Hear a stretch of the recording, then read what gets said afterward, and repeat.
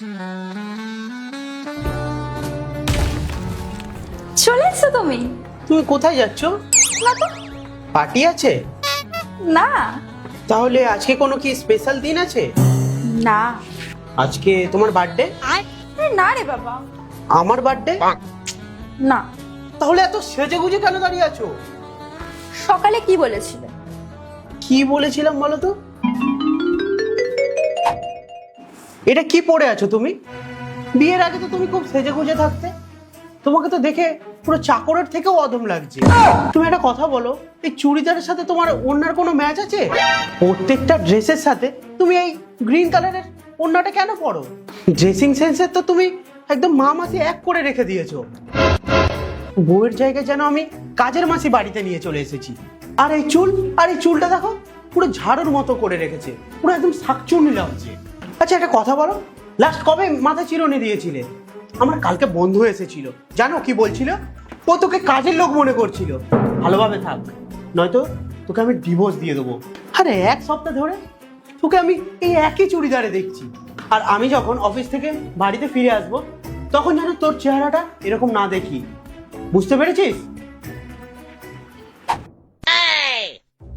বসে কেন আছো? যাও না, গিয়ে আমার জন্য খাবার বানিয়ে নিয়ে এসো। খাবার? আমি কোনো রান্না ফান্না করিনি। তাহলে এখন আমি কি খাবো? তুমি কি খাবে সেটা তুমি বুঝবে। আমি কি এইসব ড্রেস পরে রান্নাঘরে ঢুকবো নাকি? আর তাছাড়াও আজকে আমি পার্লার ট্রিটমেন্ট করেছি, মেনিকিওর পেডিকিওর সব কিছু করে এসেছি। আমি রান্নাঘরে ঢুকে এখন রান্না করব, বাসন মাজবো, তাহলে আমি কি করতে পার্লারে গেলাম? বাইরে যাও আর কিছু খেয়ে আসো আর আমার জন্য নিয়ে আসো। তুমি চুপচাপ তোমার এই ড্রামা বন্ধ করে যাও, গিয়ে আমার জন্য খাবার বানিয়ে নিয়ে এসো। ও হ্যালো, আমি এই ড্রেসটা পরে না রান্না করতে পারবো না। কোনোদিন কাউকে দেখেছো এইরকম ড্রেস পরে রান্নাঘরে যেতে? তোমাকে তো একটা কথা বলতেই ভুলে গেলাম। এখানে কিছু বিল আছে, পেমেন্ট করে দিও। এটা কিসের বিল? দেখে নাও। 20,000,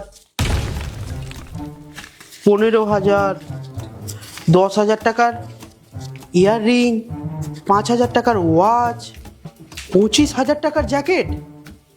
আমি আমার বাপের জন্মে আমি নিজে কোনোদিন এত দামি ড্রেস পরিনি। তোমার আর কিছু করতে হবে না, তুমি যাও, তুমি গিয়ে খাবারটা বানিয়ে নিয়ে এসো।